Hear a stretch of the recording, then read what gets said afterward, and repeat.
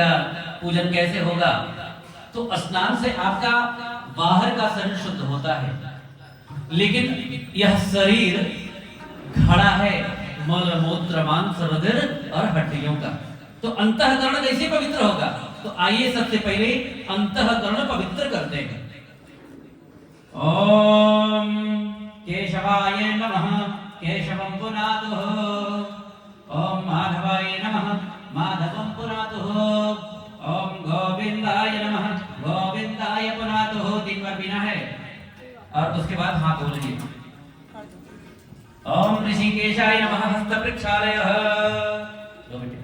ओम ऋषिकेशाय नमः हस्त प्रक्षालय, पहले हाथ धो लीजिए, उसके बाद 3 बार जल पीना है और अंतःकरण को पवित्र करना है। ओम केशवाय नमः केशवं पुनातुः, ओम माधवाय नमः माधवं पुनातुः, ओम गोविंदाय नमः गोविंदाय पुनातुः हस्त प्रक्षालय। ऋषिकेशाय नमः, आप भी बेटा 3 बार पियो। ओम केशवाय नमः केशवं पुनातुः, माधवाय नमः माधवं पुनातुः, गोविंदाय नमः गोविंदाय पुनातुः हस्त प्रक्षालयः।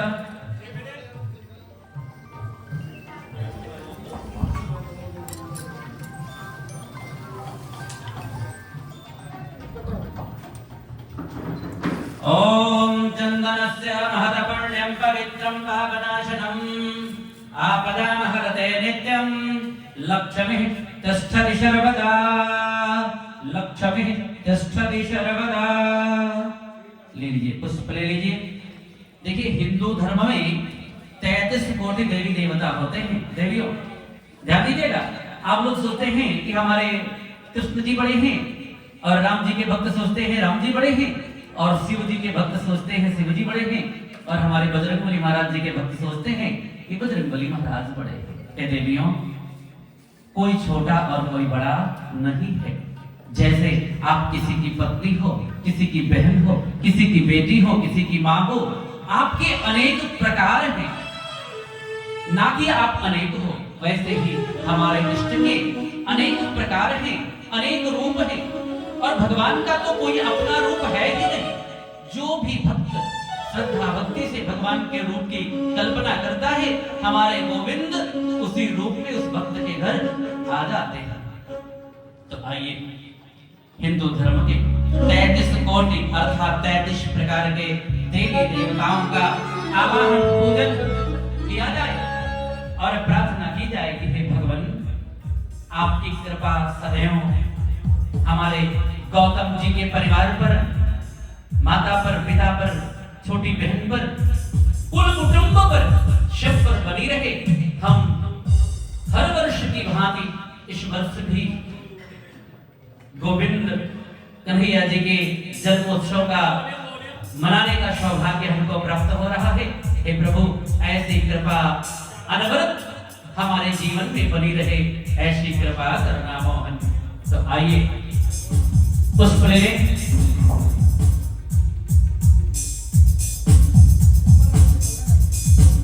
सभी देवी देवताओं का ध्यान यहाँ पर जितने भी देवी देवता है। ओम हरि ओम स्वस्ति न इंद्रो वृषद्रवाः स्वस्ति न लोका विश्ववेदाः स्वस्ति न अरिष्टनेमिं स्वस्ति न बृहस्पतिं ददातु प्रेखमातरः शुभं यावनो विदधतु जगमयः अग्निं जवामनवासुरजक्षस विश्वेन देवाः अवशागमन्यं भद्रं कर्णेभिः त्रिणाय देवाः। ॐ द्यौः शान्तिरन्तरिक्षगं शान्ति पृथिवी शान्तिरापः शान्तिरोषधयः शान्ति वनस्पतयः शान्ति विश्वे देवाः शान्ति शरगं शान्ति श्याम शान्तिरेधि यतो यतः समीहते ततो न अभयं कुरु। ॐ लक्ष्मीनारायणाभ्यां नमः, उमामहेश्वराभ्यां नमः, वाणीकरभ्यां नमः, शान्तिप्रद्यां नमः, इष्टदेवताभ्यो नमः, कुलदेवताभ्यो नमः, पितृदेवताभ्यो नमः, ग्रामदेवताभ्यो नमः, सर्वेभ्यो देवेभ्यो नमः, सर्वेभ्यो ब्राह्मणेभ्यो नमः। ओम शुद्धबुद्धसहिताय श्रीमन्महागणाधिपतये नमः। वक्रतुण्ड महाकाय कोटिसूर्यश्चमप्रभा निरविघ्नं कुरु मे देव सर्वकार्येषु सर्वदा सर्वकार्येषु सर्वदा। बोले गजानन महाराज की जय। चढ़ा दीजिए सामने जो दीपक ज्योति बनी हुई है वहां पर चढ़ा दें।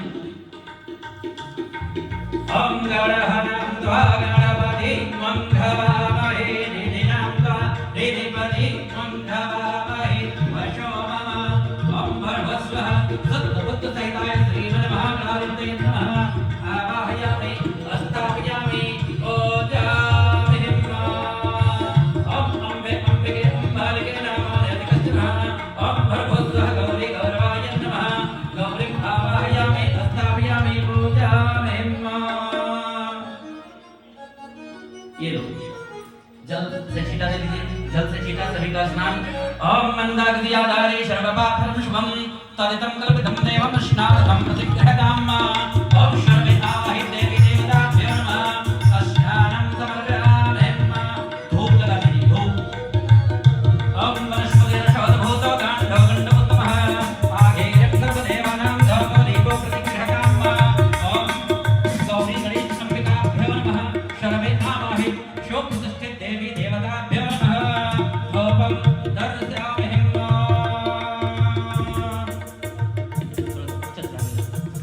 ओम अक्षता सकलश्रेष्ठा गगमात्रा सुशोभिता मया निवेदिता भक्त्या कृपाणां विघ्नेश्वरम्।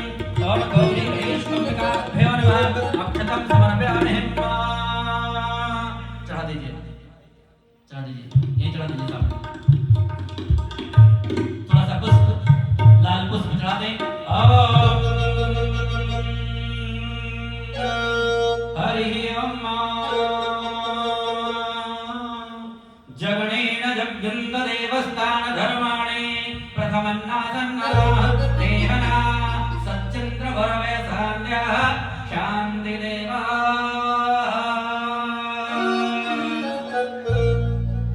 थोड़ा सा चंदन ये आप लगा दें देवी। ओम सिंदूरं शोभनं रक्तं सौभाग्यं सुखवर्धनं सुखदं कामदं जैवं सिंदूरं प्रतिगृहताम्। ओम गौरी गणेश अंबिकाभ्यो नमः। सर्वे आवाहि सुप्रतिष्ठित देवी देवताभ्यो नमः। सिंदूरं समर्पयामि।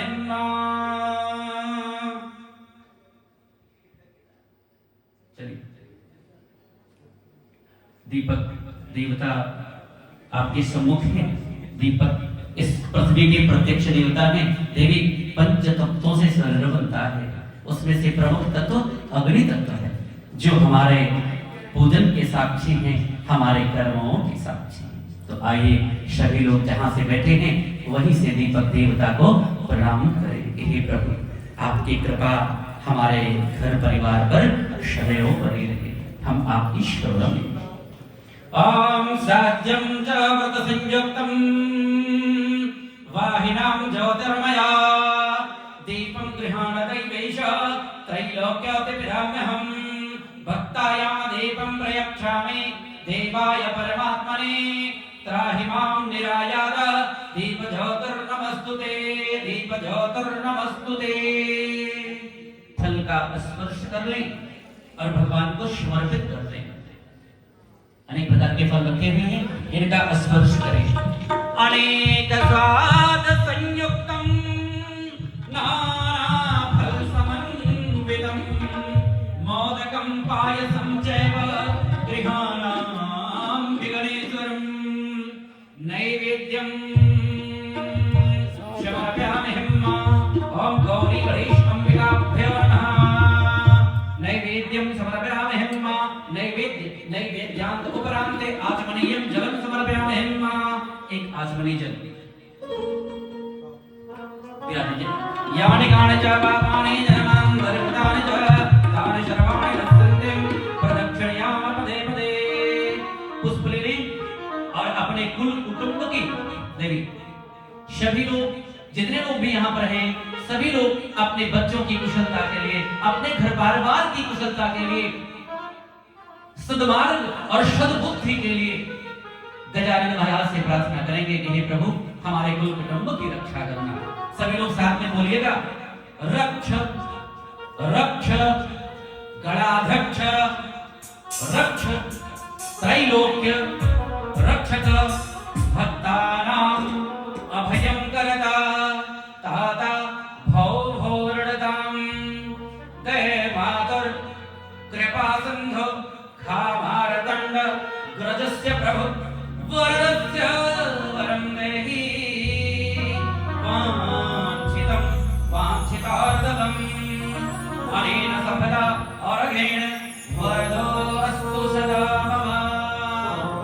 ओम भगवस्वः गौरी गणेश अंबिकाभ्यो नमः। विशेष अर्घ्यं समर्पयामि। ऐसे हाथ लगाकर, ऐसे दोनों हाथ लगाकर पुष्प अर्पित कर दें और दीपक प्रज्वलित करें। दीप प्रज्वलित करें।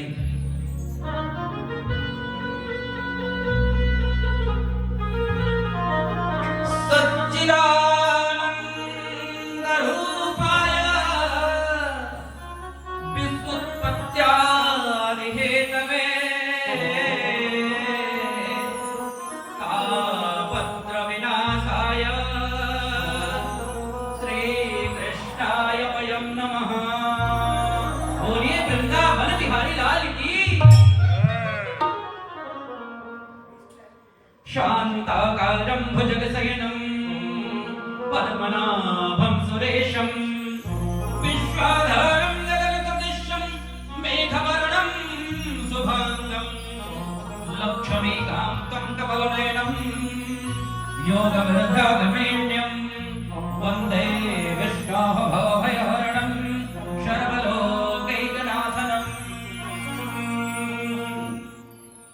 बोलिए वृंदावन बिहारी लाल की जय। आइए सभी लोग दीपक देवता को प्रणाम करें।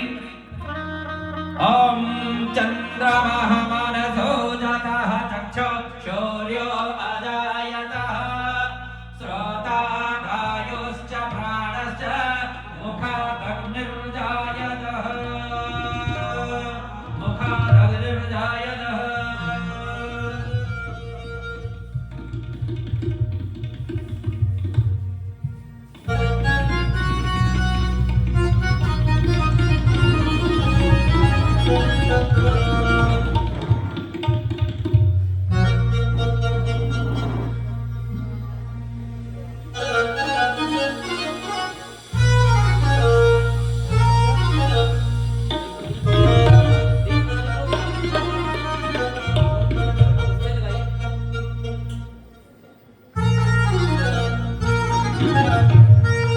आइए सभी लोग, भोले बाबा भी यहाँ विराजमान हैं, जो देवाधिदेव महादेव भी हैं, और भावी मेटि सकहि त्रिपुरारी, जो हमारे जीवन में संकट है ना, जो हमारे पथ पर कांटे बिछे हुए हैं ना, उन कांटों को हटाने का कार्य, उन कांटों को पुष्प बनाने का कार्य कौन करता है? हमारे महादेव करते हैं। तो आइए उमापति महादेव की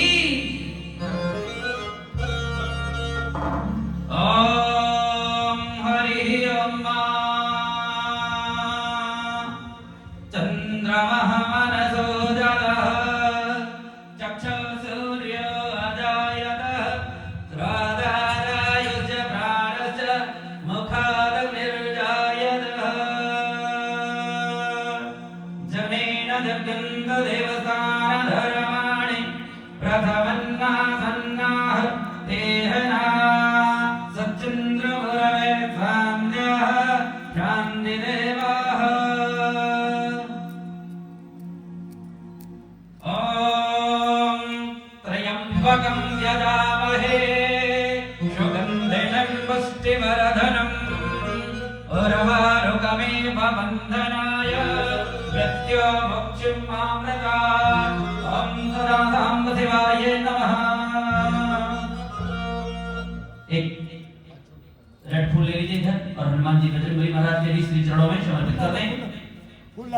मनोजवम मारुततुल्य वेगम श्रेयं मध्यमदां वरिष्ठं वातात्मजं वानरयूथमुख्यं श्रीरामदूतं शरणं प्रपद्ये।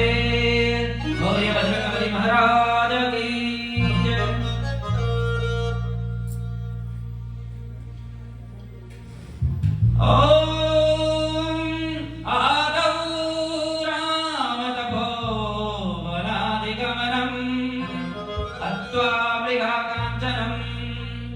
वैदेहि हरणं जटायुमरणं शुग्रीव संभाषणं वालीनिधरणं समुद्रतरणं लङ्कापुरी दाहनं तदपश्चात् रावणकम्मकरणहननम् एतद्य श्रीरामायणम्।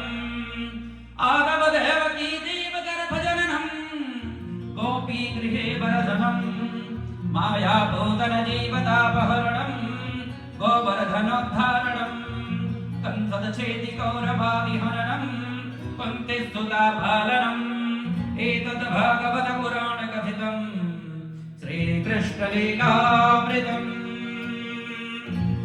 पुष्प ले लें और प्रभु से प्रार्थना करें कि त्वमेव माता च पिता त्वमेव बन्धु च सखा त्वमेव विद्या द्रविणं त्वमेव सर्वं मम देव अपराध सहस्रभाजनां भवति भीम भावोदये अगतिं शरणागतं हरे कृपया केवल मामाश्य गुरु। बोलिए वृंदावन बिहारी लाल की। आइए अपने स्थान पर बैठ जाइए। हम लोगों के बीच में रवि तनेजा जी भी फैक्ट्री एरिया से आए हैं, जो कि फिल्म इंडस्ट्री से जुड़े हुए हैं। रवि अनेजा यूट्यूबर भी हैं। और यहाँ पर कौन सी फिल्म आपने बनाया? पंजाबी हिंदी दंगल मूवी में आपका विशेष रोल रहा है, जिसकी शूटिंग लुधियाना में हुई। भगवान के चरणों में इनका अनन्य प्रेम है और भगवत कृपा है कि आज बड़ी ऊंचाइयों पर आपका YouTube चैनल भी चल रहा है, जो अभी आपके मुखारबिन से बताएंगे कि कौन सा चैनल है इनका। आइए तब तक भगवान के श्री चरणों में भगवान की कथा आपके मध्य मैं श्री राम अयोध्या से आप लोगों के मध्य में आया हूं।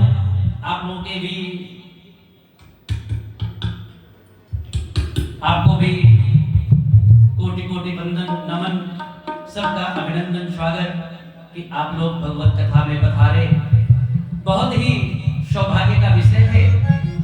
जब कई जन्मों के पुण्य उदित होते हैं तो भगवत कथा में जाने का, वहां उपस्थित होने का और उसको सुनने का सौभाग्य हमको प्राप्त होगा।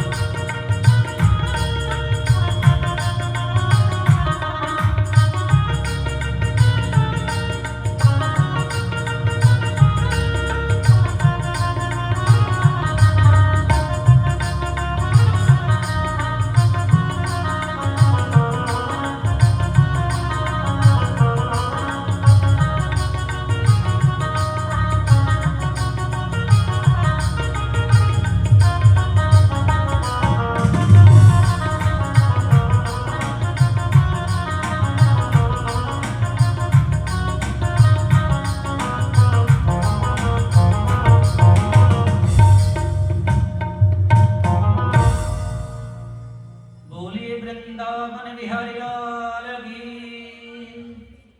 आइए सर्वप्रथम गजानन महाराज के श्री चरणों में प्रणाम करते हुए आज की कथा में प्रवेश किया जाए।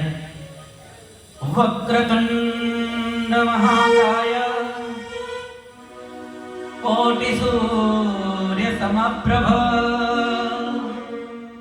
निरविघ्नं कुरु मे देव सर्वकार्येषु सर्वदा। अखण्डमङ्गलाकारं व्याप्तं येन चराचरं तत्पदं दर्शितं येन तस्मै श्री गुरुवे नमः।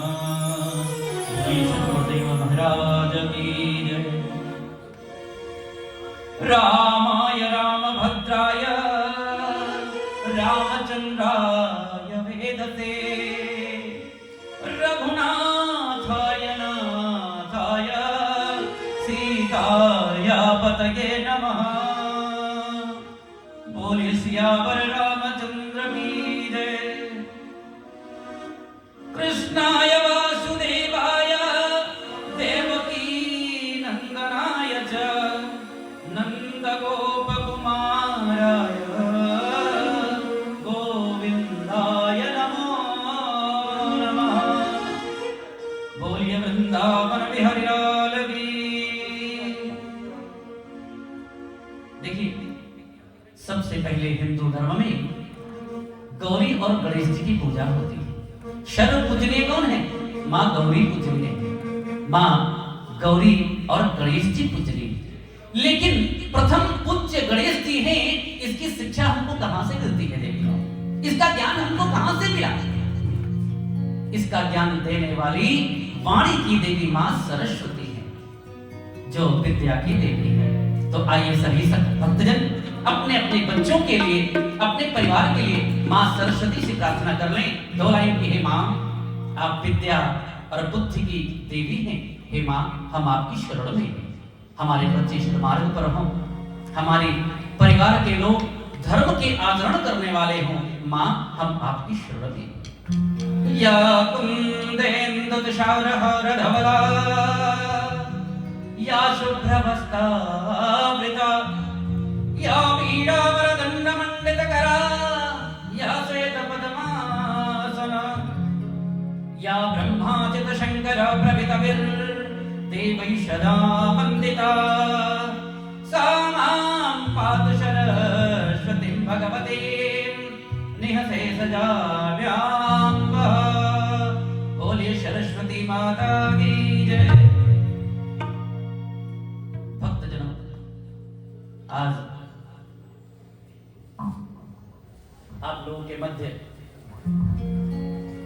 गौतम जी के परिवार में कन्हैया जी का जन्मोत्सव, मेरे राम जी का जन्मोत्सव मनाने का सौभाग्य आप लोगों को प्राप्त हुआ है और आप इस जन्म उत्सव में सम्मिलित हुए। देखिए बच्चों का जन्मदिन, वैवाहिक वर्षगांठ, ये सभी लोग अपने अपने घरों में धूमधाम से हर वर्ष आप लोग मनाते हैं, मनाते आ रहे हैं।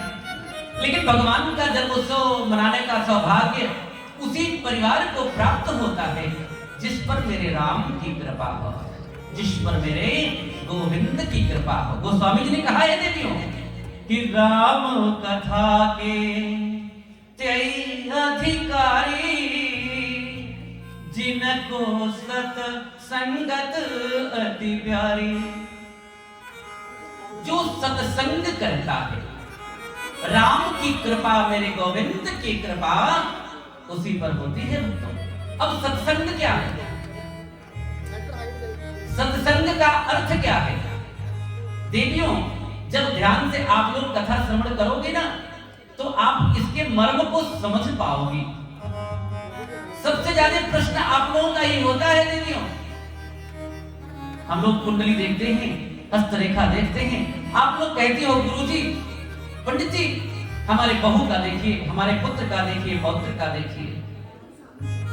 सबसे ज्यादा प्रश्न आपका होता है सत्संग क्या है? सबसे बढ़िया प्रश्न है सत्संग। आप लोग कहते हो सत्संग में जा रहे हैं, तो सत्संग का अर्थ क्या है? अगर आपसे कोई शुगर मांगे तो आप समझ जाओगे कि मीठा खाने की इच्छा है। आपसे कोई कहे मिर्ची ले आइए तो आप लोग समझ जाओगे कुछ तीखा खाने की इच्छा है पंडित जी की, तभी मिर्ची मांग रहे हैं।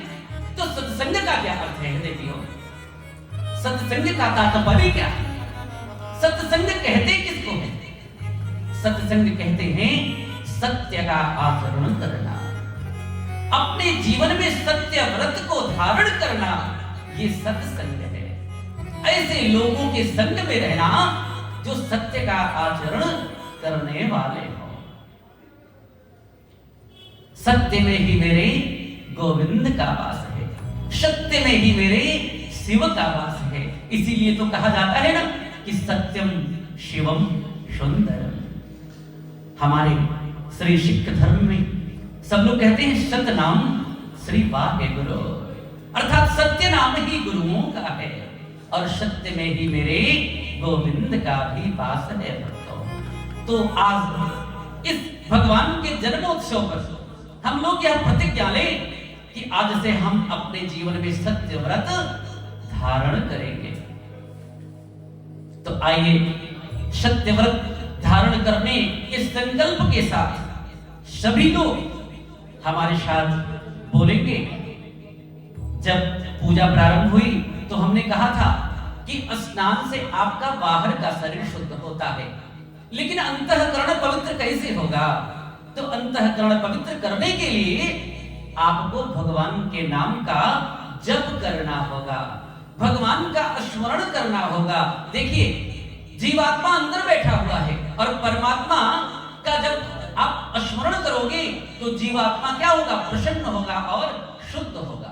तो आइए सभी लोग मेरे साथ एक बार मेरे गोविंद के नाम का संकीर्तन कर लें और प्रभु से जो भी आपके हृदय में प्रार्थना है उसको मांग भी सकते हैं। वैसे तो वो बिना मांगे भी देता है, लेकिन मांग भी सकते हैं, हम बच्चे हैं ना। तो आइए श्री कृष्ण गोविंद हरे मुरारी, श्री कृष्ण गोविंद हरे मुरारी, हे नाथ नारायण वासुदेवा, श्री कृष्ण गोविंद हरे मुरारी, हे नाथ नारायण वासुदेवा।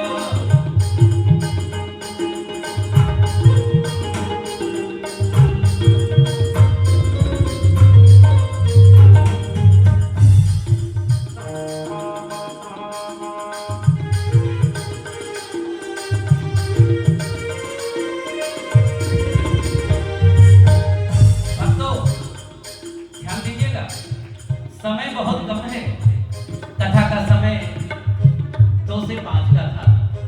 हमने सोचा था 3 से 5 2 घंटे कथा जरूर होगी, लेकिन हमारा भी दुर्भाग्य है कि आज समय बहुत कम है और बातें हम कम समय में पूरी बताना चाहते हैं, आप तक अपना संदेश हम पूरा देना चाहते हैं। देखिए जब जब भगवान इस पृथ्वी पर आए हैं ना, तो उनको कितने संकटों का सामना करना पड़ा है। आइए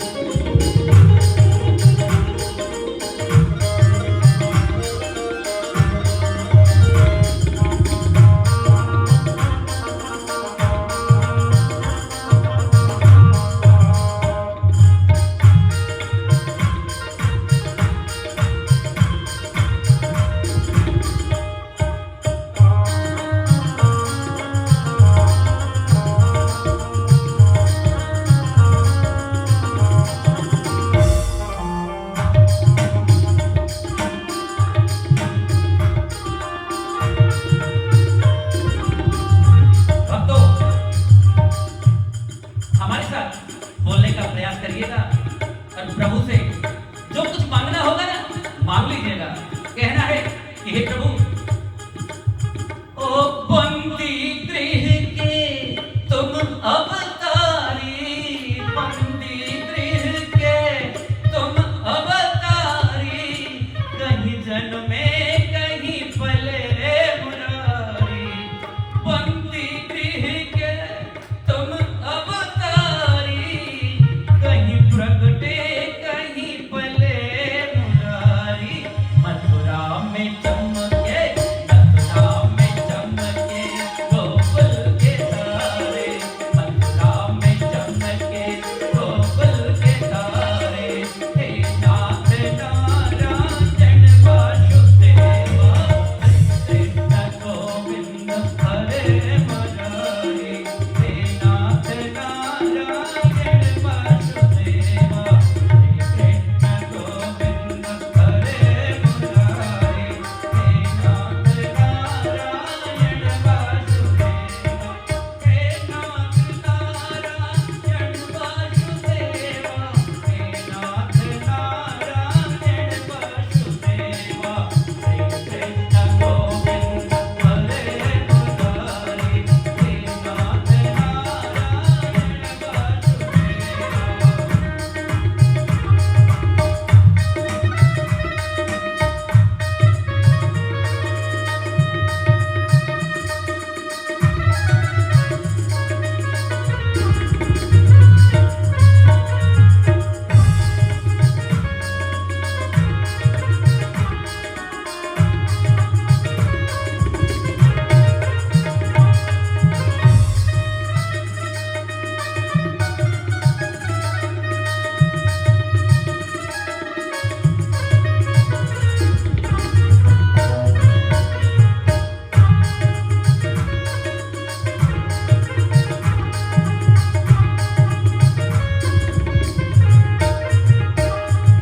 भक्तों,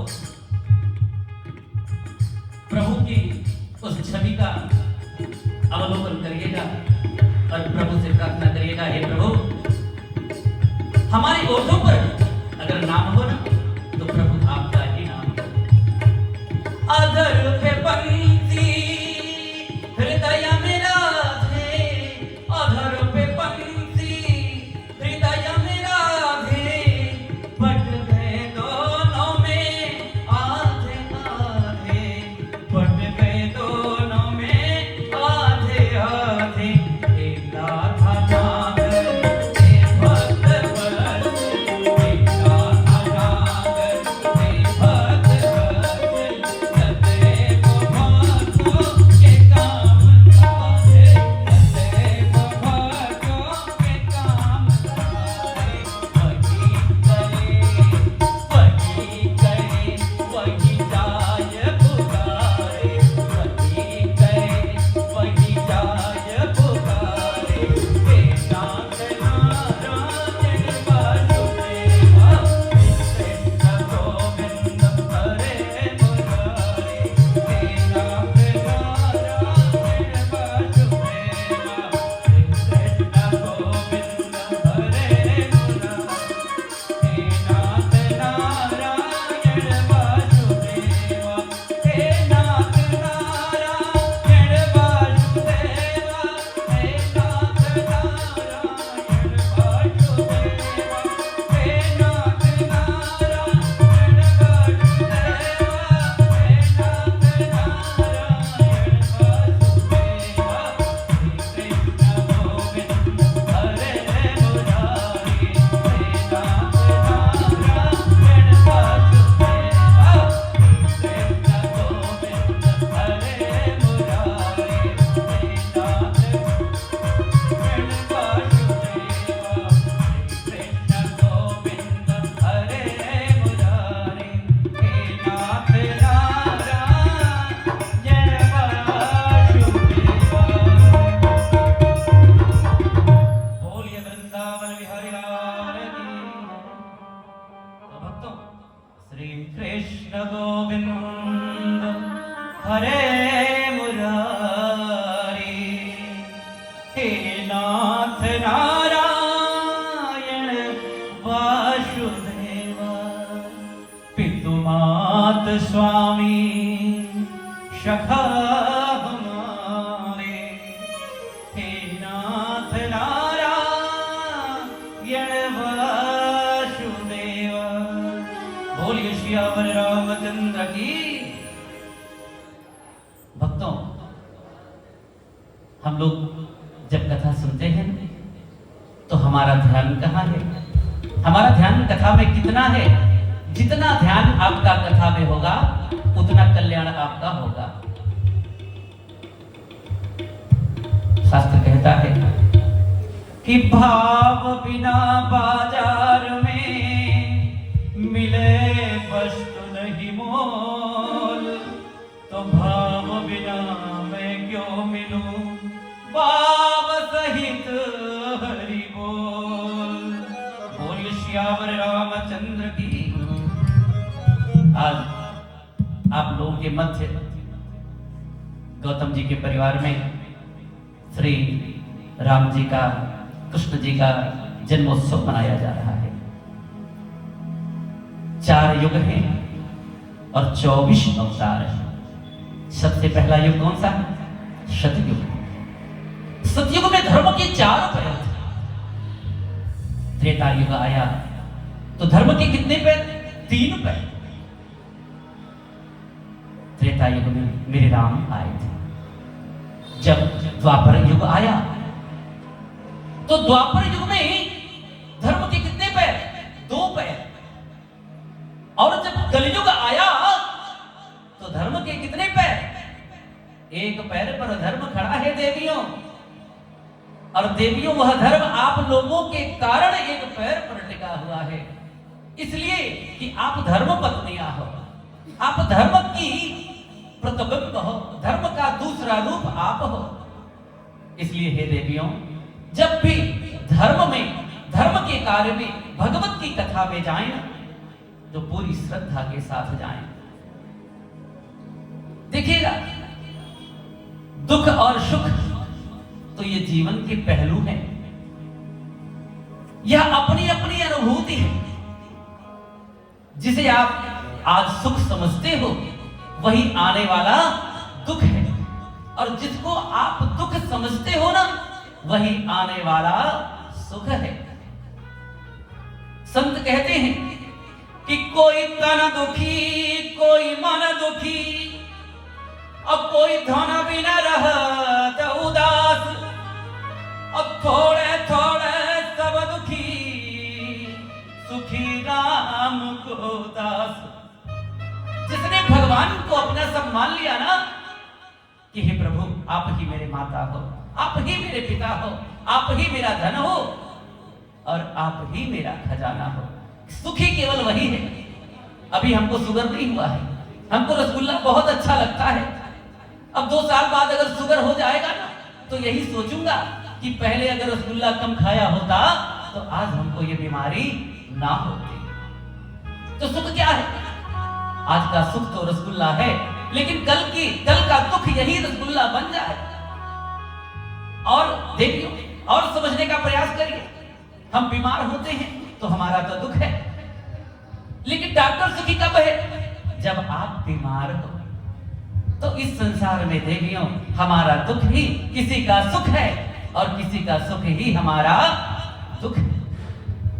सुख दुख कुछ भी नहीं, सुख केवल है मेरे गोविंद का भजन, मेरे गोविंद का कीर्तन। तो कलयुग में धर्म के कितने पैर हैं? 1 पैर है। श्रीमद् भागवत जी की कथा का जब आप लोग कभी श्रवण करोगे ना, वैसे तो मैं भागवत जी की ही कथा करता हूं।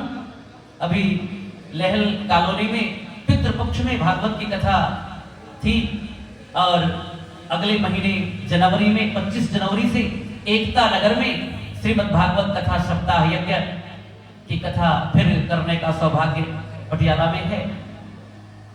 तो श्रीमद् भागवत जी की कथा का जब आप लोग श्रवण करेंगे ना,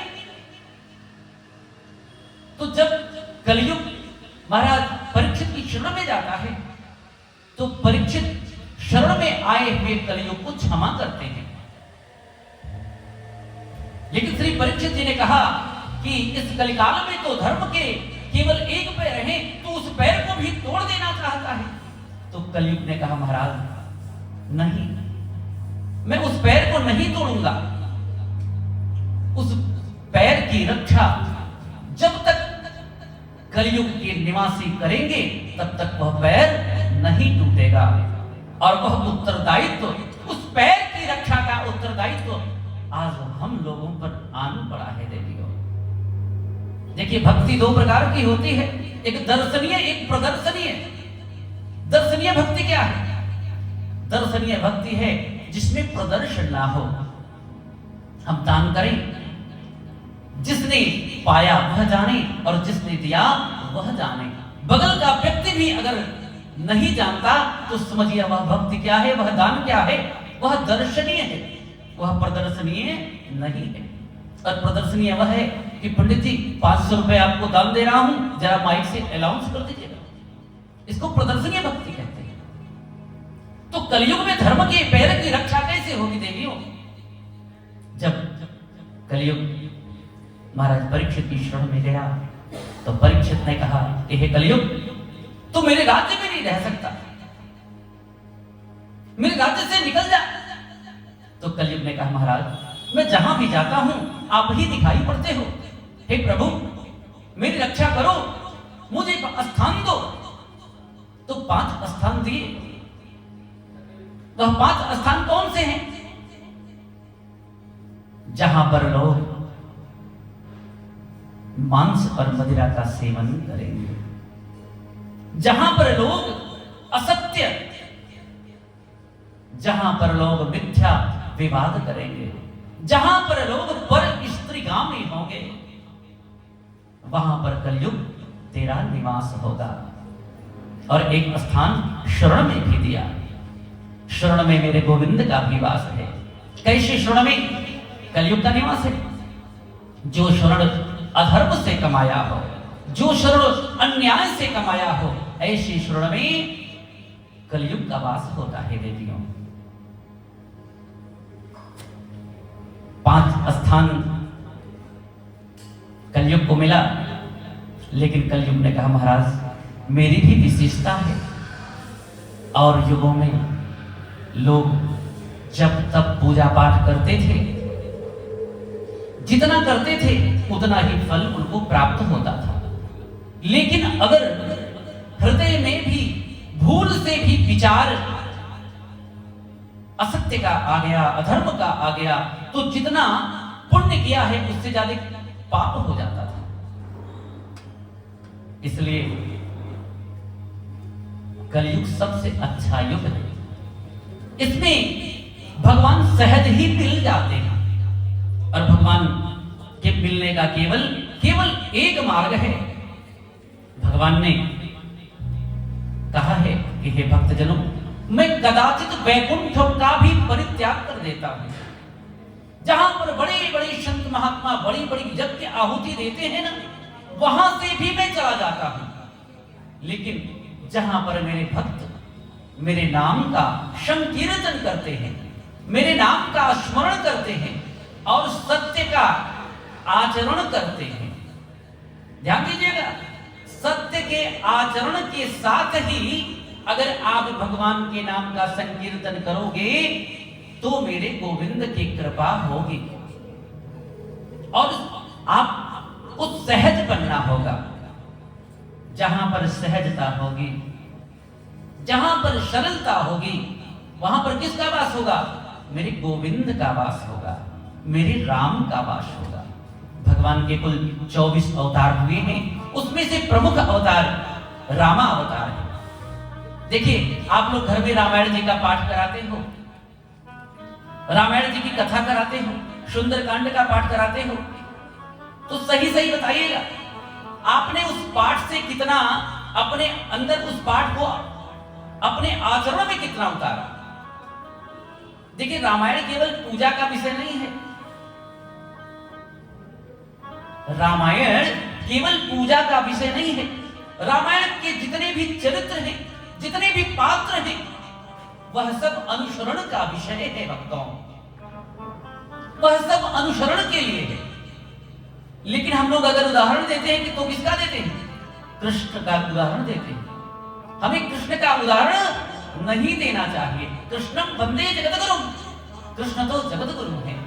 कृष्णावतार में तो भगवान ने कहा कि मैं ईश्वर हूं, लेकिन रामावतार में प्रभु ने कहीं नहीं कहा कि मैं नारायण हूं। उन्होंने कहा मैं नर हूं।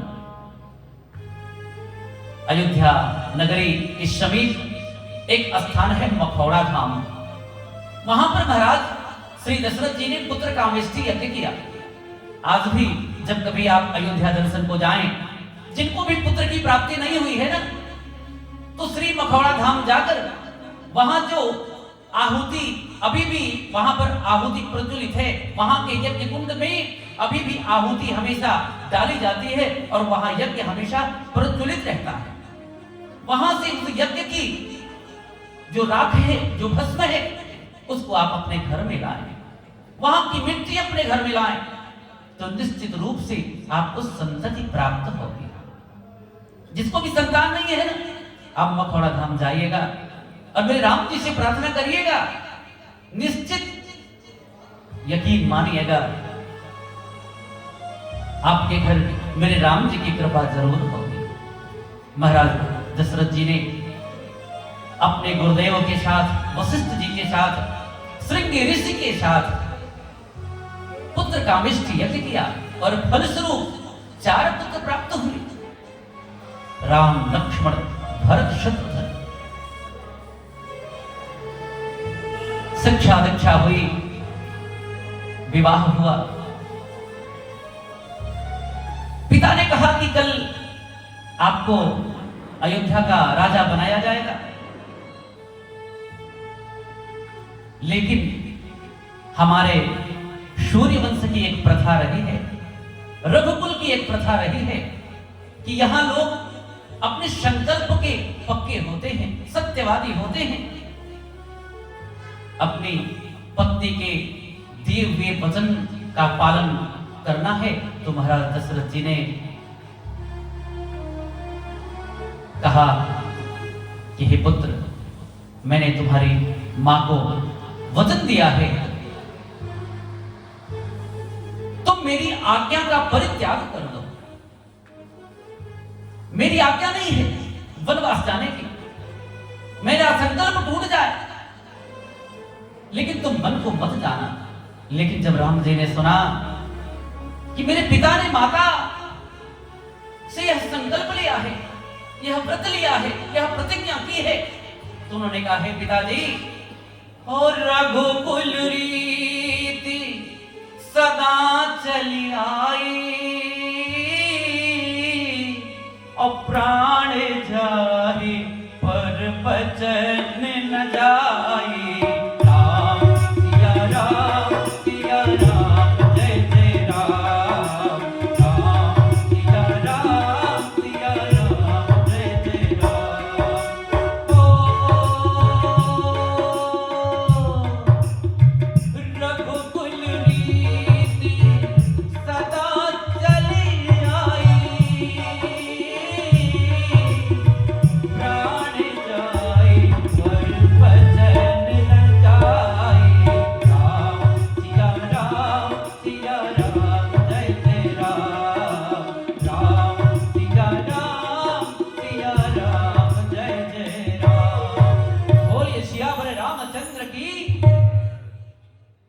आज का समय होता तो बेटा कहता पिताजी ने आपने कैसे मुझे राज्य से निकाल दिया, लेकिन राम जी ने कहा कि हे पिताजी, मेरे सौभाग्य है कि यह शरीर मेरे पिता के काम आ जाए।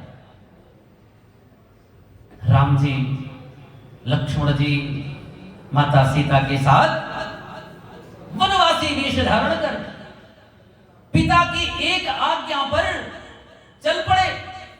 और जब अयोध्या वासियों को यह समाचार प्राप्त हुआ कि मेरे राम जी जा रहे हैं ना, तो 2 लाइन में समझने का प्रयास करिएगा प्रजा ने क्या किया। मात्र 2 लाइन में, समय बहुत कम है भक्तों, पूरी प्रजा सड़क पर आ गई और राम जी से कहने लगी हे राम, और जरा देर ठहरो राम।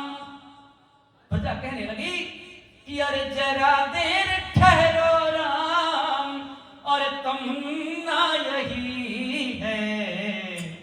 अभी हमने जी भर के देखा नहीं है, अभी हमने जी भर के देखा नहीं है।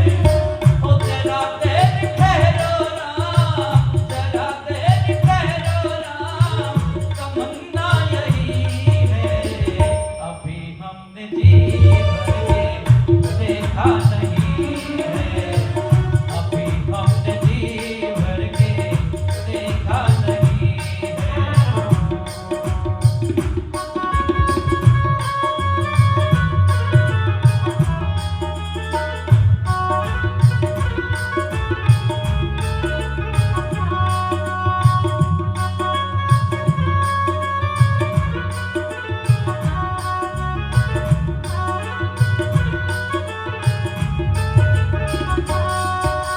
भक्तों, पूरी प्रजा प्रभु को घेर कर खड़ी हो गई। हे राम, हम आपके साथ हैं, आप विद्रोह कर दो। लक्ष्मण जी ने भी अपने धनुष को उठा लिया। भैया, आपकी आज्ञा हो ना तो पिता को बंदी बना लो। इसीलिए माता पिता ने जन्म दिया है क्या? माता 9 महीने अपने बच्चे को गर्भ में रखती है। भक्तों, कितने दुख को सहकर बच्चे को जन्म देती है, और वही बच्चा जब इस संसार में आता है तो अपने माता पिता को ऐसे ऐसे शब्द बोलता है ना कि माता पिता का कलेजा फट जाता है। लेकिन एक मेरे राम है ना, प्रजा को समझाते हैं कि हे प्रजाजन,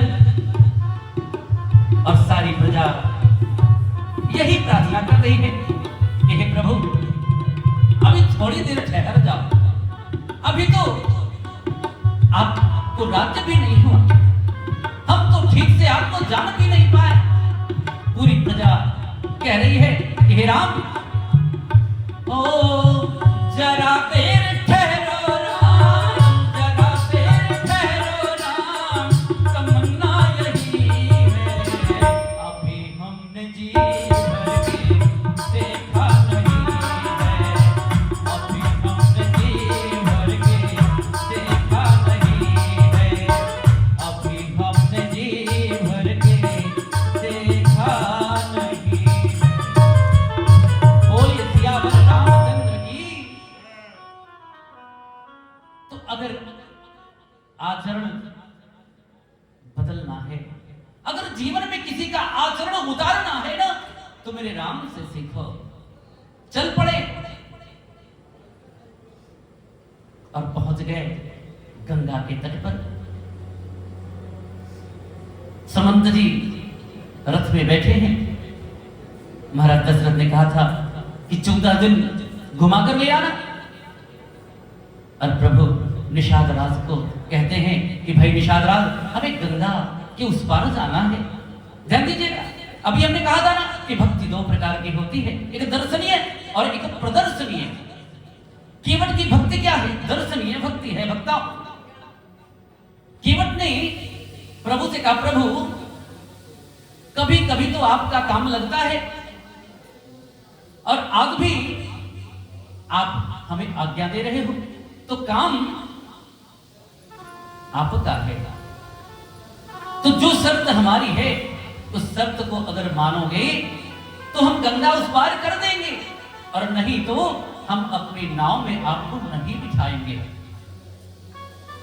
केवट के अटपटे वचन सुनकर छोटे भैया लक्ष्मण जी को क्रोध आ गया। प्रभु आप तो कहते थे आपका मित्र है, प्रभु आप कहते थे कि आपका भक्त है, ये कैसा भक्त है जो आपकी बात को नहीं मानता? ध्यान दीजिएगा भक्तों, राम जी ने कहा, लक्ष्मण ये बताओ कि वनवास किसका हुआ था? मेरा हुआ था। मैंने मना किया कि मेरे साथ ना चलो, सीता जी को भी मना किया, आपको भी मना किया। जब घर से ही कोहनी खराब हो जाए, जब घर वाले ही कहना ना माने, तो बाहर वाले कैसे मानेंगे? तुम भी प्रेम में हमारे साथ चले आए, और यह जो निषाद राज है ना, यह मेरा परम भक्त है, इसको अच्छी अच्छी बात करना तो नहीं आता, लेकिन उसकी जो विचारधारा है, जो उसके हृदय में श्रद्धा है, मैं श्रद्धा का भूखा हूं, भाव का भूखा हूं। राम जी गंगा के उस पार जाते हैं, केवट को उतराई देना चाहते हैं। केवट ने उतराई नहीं ली। कहा प्रभु, हे प्रभु, आप जैसे मैं इस गंगा तट का केवट हूं तो तुम भवसागर के माही हो। हे प्रभु, यह उतराई उधार है। जब मैं आपके तट पर आऊं ना तो मुझे पुष्पार कर देना। हे भगवान, बस यही उतराई है कि जब अंत काल आवे, यमदर्श जब दिखाए, तो हे प्रभु तेरा नाम याद आए। हे भगवान, मैं तो आपकी शरण में हूं। पंचवटी पहुंचते हैं, वहां पर शूर्पणखा आती है। ध्यान दीजिएगा, हम लोग भी नकली वेश में चलते हैं और शूर्पणखा आती है कैसे वेश में? नकली वेश में आती है। नकली वेश देखा आप लोगों ने? अगर आप शाम को दुल्हन को देख लीजिए जयमाल से पहले, और फिर सुबह आप जयमाल से देखने के बाद सुबह आप दुल्हन को ढूंढने लगेंगे तो आप ढूंढ नहीं पाएंगे कि दुल्हन कौन थी। ऐसा ही सुंदर वेश बनाकर आती है शूर्पणखा। राम जी के पास आकर निवेदन करती। राम जी ने कहा, देवी, मैं तो सीता जी को मुंह दिखाई भी वचन दे चुका हूं कि मैं दूसरा विवाह एक नारी ब्रह्मचारी। राम जी का सबसे बड़ा आदर्श क्या है कि हमारे लिए जिस स्त्री से विवाह हो गया उस स्त्री को छोड़कर जितनी भी स्त्रियां हैं वह सब मेरी बहन, बेटी और माताएं। हे देवी, इस शरीर से मैं दूसरा विवाह नहीं कर सकता। लक्ष्मण के पास जाती है, निवेदन करती है। अब राक्षस जो ठहरे, कितना देर बनावटी वेश रहेगा, अपने असली वेश में आ गई। लक्ष्मण जी ने नाक को काटा तो रावण के पास पहुंची, खरदूषण के पास पहुंची। खरदूषण मारे गए तो रावण से शूर्पणखा ने कहा कि हे भैया, अब मेरी नाक कटी सो कटी, पर अपनी नाक बचा लो तुम। अब मेरी नाक कटी तो कटी, पर अपनी नाक बचा लो तुम। जब जग में ऊंची नाक नहीं, जब जग में ऊंची नाक नहीं, तो नट का नाम धरा लो तुम। जब नट में ऊंची नाक नहीं, तो नट का नाम धरा लो तुम। शूर्पणखा ने जाकर अपने भैया से उलाहना दिया कि मेरी नाक तो कट गई, पर अब अपनी नाक बचा लो। अरे जैसे ही मैंने तेरा नाम लिया ना, उसने मुझे गालियां गालियां, इतनी गालियां दी जिसको मैं कह नहीं सकती। तो रावण ने कहा, बहन तू उधर कहां गई थी? तो कहने लगी, ध्यान दीजिएगा, यह जो लाइन मैं आपको सुना रहा हूं ना, ये मेरे राम जी की भाषा है, अवध भाषा है, इसको अवधि कहते हैं। रावण ने कहा, हे बहन तू कहां गई थी? तो कहने लगी, जैसे बच्चे गलतियां करते हैं ना तो अपनी गलती नहीं बताते, हम लोग भी अपनी गलती नहीं बताते, दूसरे की ही गलती बताते हैं। तो जो अपनी गलती ना देखे वो क्या है? शूर्पणखा है। ध्यान दीजिएगा, शूर्पणखा को अपनी गलती दिखाई नहीं पड़ती और वह कहती है कि हे भैया, मैं उधर अचानक निकल पड़ी और उस नारी से मिलना चाहा, और इतने में छोटे भाई ने मुझसे कुछ छल करना चाहा। इतने में छोटे भाई ने मुझसे कुछ छल करना चाहा। इतने में कहने लगी कि हे भैया, तेरे नामों के सुनते ही उसने मुझको दी 100 गाली। उसने मुझको दी 100 गाली और मेरी नाक काट डाली और मेरे कान कतर डाले। ए भैया, जैसे ही मैंने बताया कि मैं आपकी बहन हूं, पंडित रावण की बहन हूं, ब्राह्मण रावण की बहन हूं, राक्षस राज रावण की बहन हूं, तो गालियों की बौछार लगा दी।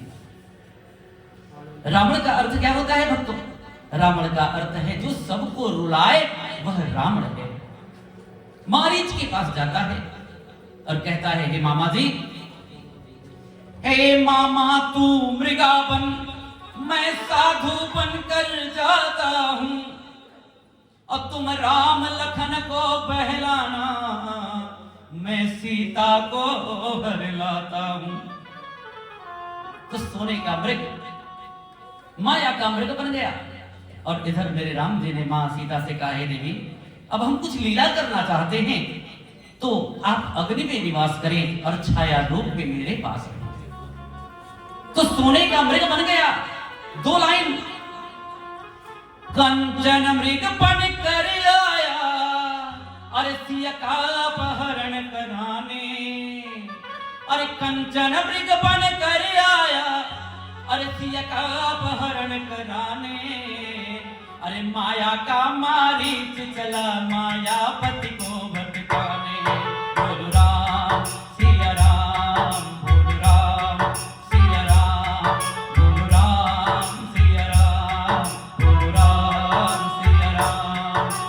कंचन मृग बन कर आया, कंचन मृग बन कर आया, सिया का अपहरण कराने, माया का मारीच चला मायापति को भटकाने। बोलो राम सिया राम, बोलो राम सिया राम, बोलो राम सिया राम, बोलो राम सिया राम, बोलो राम सिया राम, बोलो राम सिया राम, बोलो राम सिया राम, बोलो राम सिया राम, बोलो राम सिया राम, बोलो राम सिया राम, बोलो राम सिया राम, बोलो राम सिया राम। बोले श्यावर रामचंद्र की। सोने का मृग बन गया। सीता जी ने जब देखा तो स्वामी से निवेदन किया, हे प्रभु, अगर इसका चर्म मिल जाए तो हम अयोध्या जब वापस जाएंगे तो हमारे वनवास का ये चिन्ह होगा, निशानी होगी। राम जी जाते हैं और रावण आता है। रावण कैसे आता है? संत का वेश बनाकर। सीता मां जानती है ये रावण है और रेखा से बाहर आती है। क्यों? हे देवियों, रावण का असली चेहरा आप लोगों के सामने आ जाए, इसलिए मेरी मां उस रेखा से बाहर आती है। ध्यान दीजिएगा और समझने का प्रयास करिएगा। इस वेश में बैठा व्यक्ति, इसके अंदर रावण है या संत है, इसकी पहचान कैसे करोगी? कैसे समझोगी कि ये रावण आ गया है या कोई पंडित, कोई ब्राह्मण आ गया है? सीता मां ने सोचा कि अगर मैं रेखा के अंदर रहती हूं तो लोगों को रावण का असली चेहरा पता नहीं चलेगा। तो मां उस रेखा से बाहर आती है और जैसे ही मां रेखा से बाहर आती है, रावण अपने असली रूप में आ जाता है। अपने आप को धर्म संकट में डालकर मेरी मां इस समाज को शिक्षा देने के लिए उस रेखा से बाहर आई। रावण ने विमान में बिठाया और आकाश मार्ग से माता को लेकर लंका चला गया। जब राम जी आए, सीता जी को ना पाया तो जंगल जंगल विचरण करते हैं, पशु पक्षियों से पूछते हैं, देवियों, राम का चरित्र अनुकरणीय है। पशु पक्षियों से पूछते हैं, कहते हैं कि हे खग, हे मृग और मधुकर श्रेणी, तुम देखी सीता मृग नैनी। पशु पक्षियों से पूछते हैं, रास्तों से पूछते पूछते हैं, पहाड़ों से पूछते हैं कि हे मृग के समान आंखों वाली मेरी प्रिय अर्धांगिनी सीता को किसी ने देखा है क्या? रुदन करते हुए राम जी जंगल जंगल विचरण करते हैं। उनकी इस गति को देखकर भोलेनाथ भी, भोले बाबा भी रोने लगते हैं। तो माता सती कहती है, प्रभु ये आपके यही इष्ट हैं क्या? जिनकी आप पूजा करते हो, जिनका आप ध्यान करते हो, क्या ये यही राम है क्या? तो भोले बाबा कहते हैं, हे देवी, उमा एक अखंड रघुराई और नरगति भगत कृपाल दिखाई।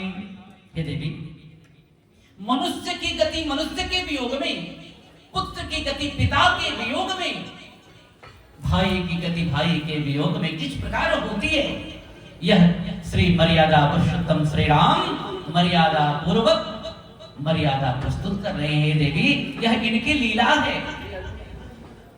तो मां सती कहती है कि प्रभु जाकर आप राम जी की मदद करो सीता को ढूंढने में।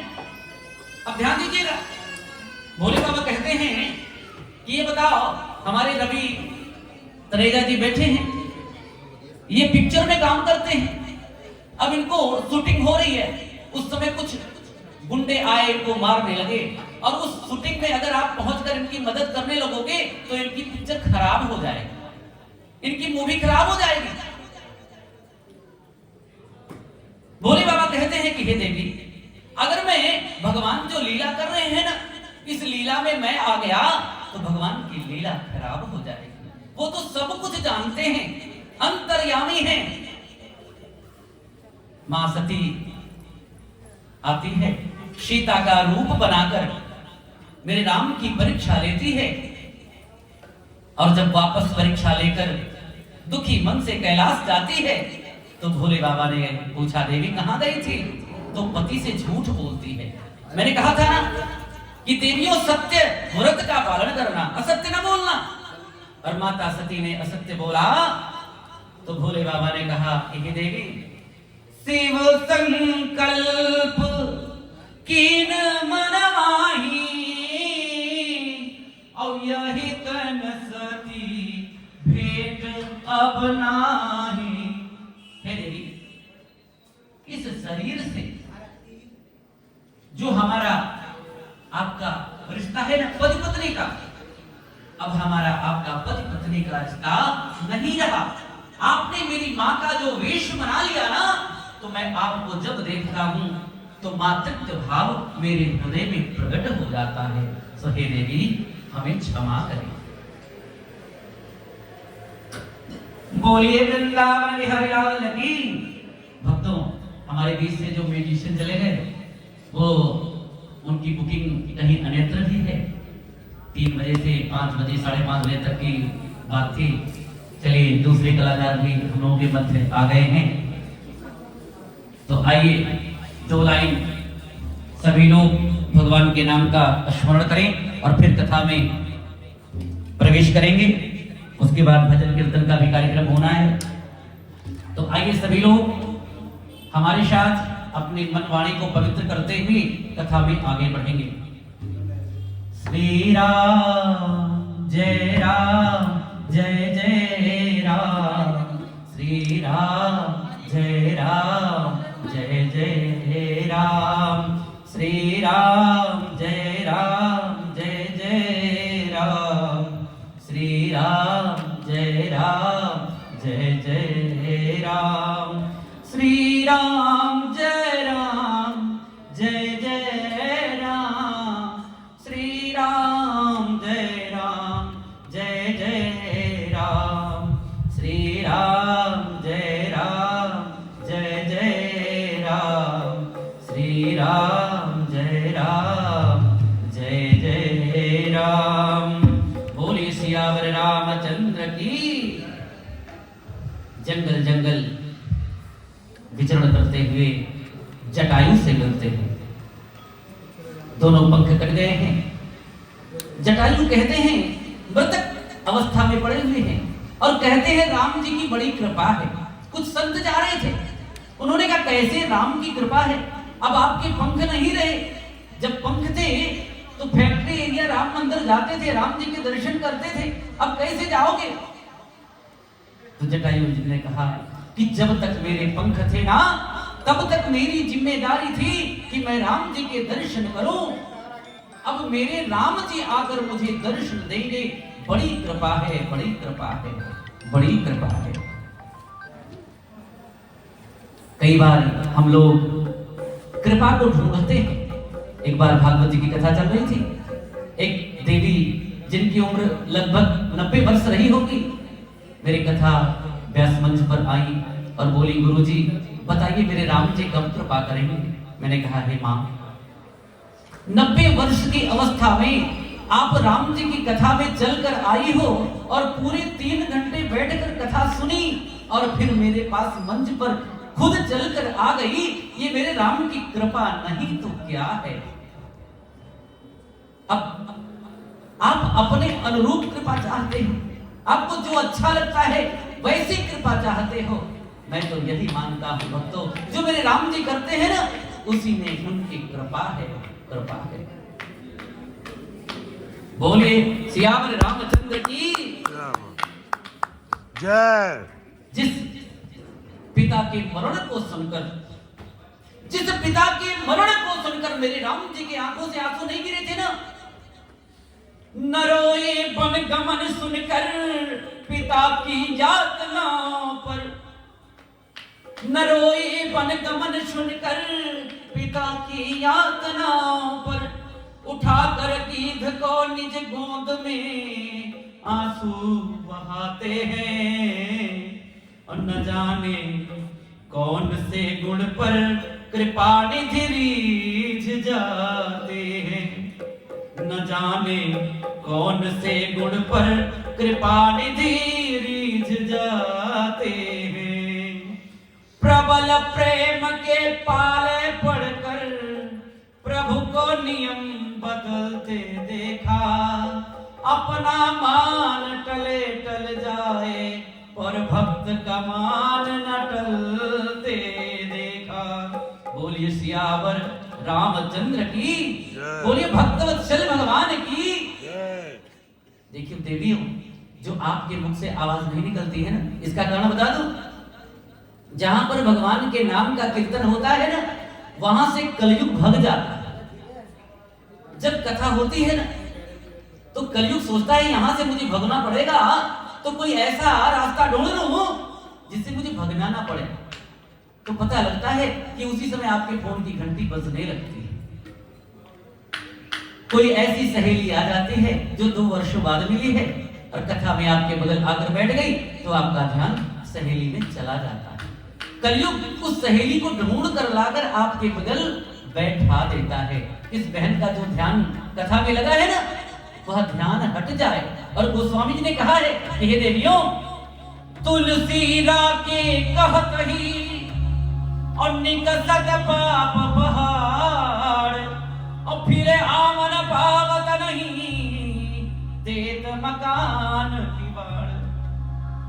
केवल आप राज शब्द कहते हो, मां भी नहीं कह पाते, तो आपके द्वारा किया हुआ सारा पाप नष्ट हो जाता है। हे देवियों, वो राम नाम की शक्ति है, लेकिन वह रा और मां आपके मुख से कलयुग निकलने नहीं देता और आपकी सहेली को आपके बगल बैठा देता है कि देवी जरा हाल चाल पूछ लो इसका, कितने दिनों के बाद मिली है, पूरी 2 साल बाद। तो समझ लेना, अगर कोई सहेली आ जाए ना, तो कलयुग ने भेजा है, उस सहेली को बता देना, बहन कथा में बैठे ना, भगवान की कथा और फिर सहेलियों की कथा बाद में होगी। बजरंगबली महाराज मिलते हैं, सुग्रीव जी से मैत्री होती है, हनुमान जी जाते हैं लंका, वहां पर माता का पता लगाते हैं, मां से मिलकर कहते हैं, हे मां, मैं राम का दूत हूं। मेरे बजरंगबली ने एक बार भी ये नहीं कहा कि हे मां, मैं अंजनी का पुत्र हूं, मैं वही हूं जिसने बचपन में सूर्य को निगल लिया था। उन्होंने क्या परिचय दिया? हे मां, रामदूत मैं मातु जानकी, असत्य शपथ करुणा निधान की। हे मां, मुझे उस करुणा निधान राम की शपथ है मां, मैं उनका दूत हूं, उनका सेवक हूं। मां प्रसन्न हो जाती है। हे पुत्र, तुम अजर हो जाओ, चारों युग प्रताप तुम्हारा, चारों युगों में तुम अजर अजर हो मां, अजर अमर हो जाओ। जो भी तुम्हारा नाम लेगा ना, तुम कलयुग के प्रधान देव हो जाओ। आशीर्वाद प्राप्त किया, लंका को चलाया, रावण के अभिमान को नष्ट किया, रावण को समझाया, रावण नहीं माना। माता से पुनः आकर मिले, माता अब मुझे जाने की अनुमति दे। हे मां, मेरे प्रभु की आज्ञा नहीं है, फिर भी मैं निवेदन करता हूं मां, अगर आपकी आज्ञा हो तो आप मेरी पीठ पर बैठ जाओ और मैं आपको प्रभु के पास ले चलूंगी। तो माता ने क्या कहा पता है भक्तों? मां ने कहा, हे पुत्र, तुम मेरे पुत्र हो और मैं तुम्हारी मां हूं, इस बात को हम और आप जानते हैं, समाज नहीं जानता। रावण मुझे बलपूर्वक लेकर आया, लेकिन अगर मैं स्वेच्छा से तुम्हारे साथ जाऊंगी तो यह हमारे पतिव्रत धर्म का अपमान होगा।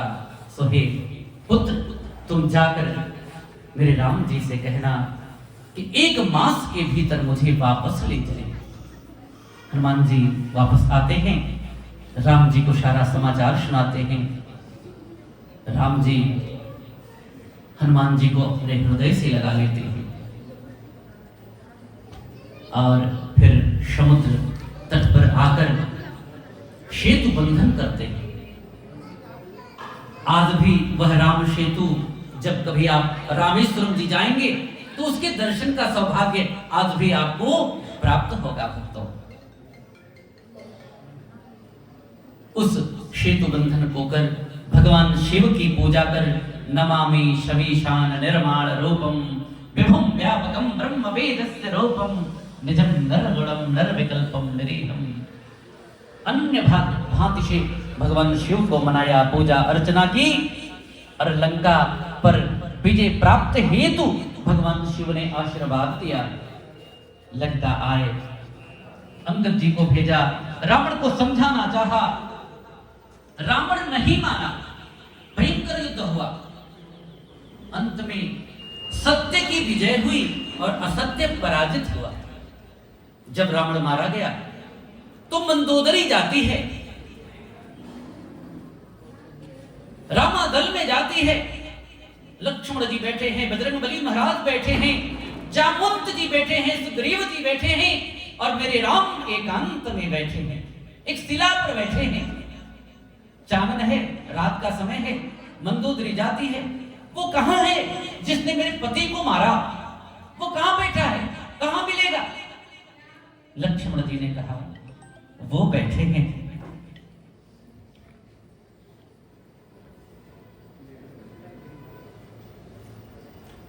जाती है, जैसे ही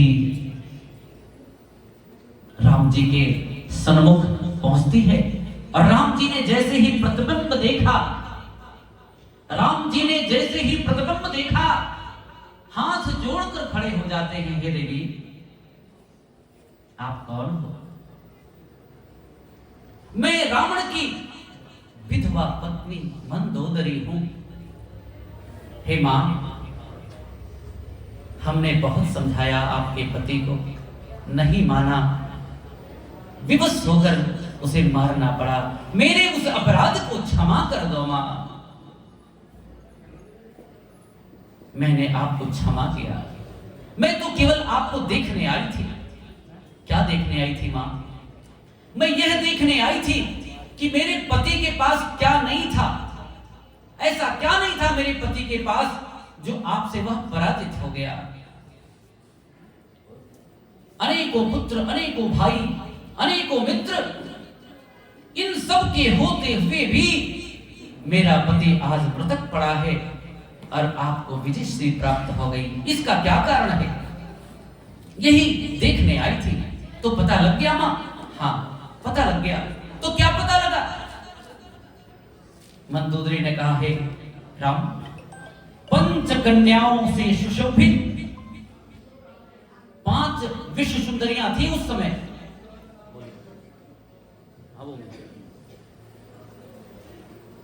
5 कन्याओं में सुशोभित 5 विश्व सुंदरियों में से एक मंदोदरी, ऐसी सुंदर पत्नी होते हुए भी मेरा पति एक राज्य से निष्कासित, एक राजा के पुत्र वधू, एक राजकुमार की पत्नी, वल्कल पहने हुई एक युवती, उसको भी वह पाना चाहता है। सब कुछ होते हुए भी रावण के पास सब कुछ है, लेकिन उसको संतोष नहीं है। और राम के पास जो है वह पर्याप्त है। यही राम और रावण में अंतर है। यही राम और रावण में अंतर है। सत्य की विजय हुई, अधर्म पराजित हुआ। राम जी माता सीता जी के साथ, अपने साथियों के साथ वापस आते हैं और अयोध्या में राम राज्य स्थापित होता है। सारी प्रजा प्रसन्न होती है और सारे लोग आज भी उस राम राज्य की परिकल्पना करते हैं और कहते हैं कि नगरी हो अयोध्या सी और रघुकुल सा घराना हो और चरण हो राघव के जहाँ मेरा ठिकाना हो। नगरी हो अयोध्या सी और रघुकुल सा घराना हो और चरण हो राघव के जहाँ मेरा ठिकाना हो। तो बोलिए सियावर रामचंद्र की। अगर इस कथा में कुछ गलती हो गई हो तो हमें क्षमा करिएगा और राम जी से प्रार्थना करिएगा।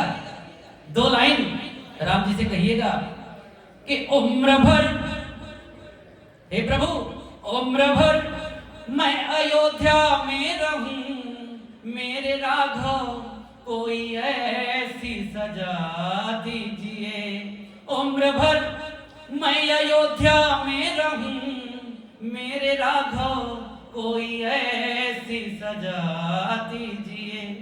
मेरा दिल आपका है हुआ, मेरे राघव मेरा दिल आपका है हुआ, मेरे राघव आते जाते रहा कीजिए, आते जाते रहा कीजिए। और सबसे आखिरी लाइनों में सबसे महत्वपूर्ण लाइन है, लेके थाली में, एक थाली में खाएं सभी, मेरे राघव लेके थाली में, एक थाली में खाएं सभी, मेरे राघव ऐसा भारत बना दीजिए, मेरे राघव ऐसा भारत बना दीजिए। बोलिए वृंदावन बिहारी लाल की, बोलिए सियावर रामचंद्र की जय। हम इस व्यासपीठ से गौतम जी के पूरे परिवार को, गौतम जी को और सभी भक्तजनों को बहुत बहुत धन्यवाद, साधुवाद, आशीर्वाद। आगे भजन का कार्यक्रम होने जा रहा है। आप लोगों के मध्य सभी संगीतज्ञ, कलाकार, सभी बंधु बांधव के साथ आ गए हैं, तो आगे आप लोग संगीत का आनंद लें। फिर कभी समय मिला तो आगे की कथा हरि अनंत, हरि कथा अनंता, बहुत कुछ शेष रह गया। समय के अभाववश हम अपनी बात आप तक नहीं पहुंचा सके, लेकिन जितना भी बताया, सत्य धर्म का पालन करें, सत्य पर चले, सत्य ही धर्म है और सत्य ही कृष्ण है, सत्य ही शिव है। इसी के साथ बोलिए वृंदावन बिहारी लाल की जय।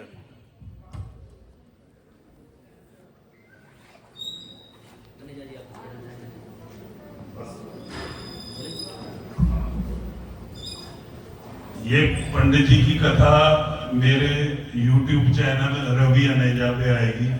आप लोग सब अपने मोबाइल में सब्सक्राइब कर लीजिए रवि अनेजा यूट्यूब चैनल, सबके मोबाइल में।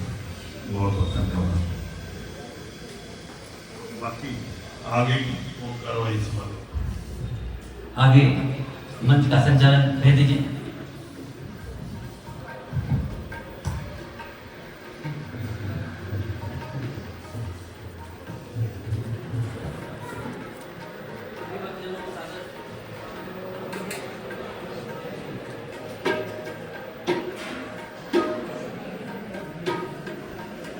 तो ये आप देख रहे थे धर्मेंद्र द्विवेदी जी की भागवत कथा।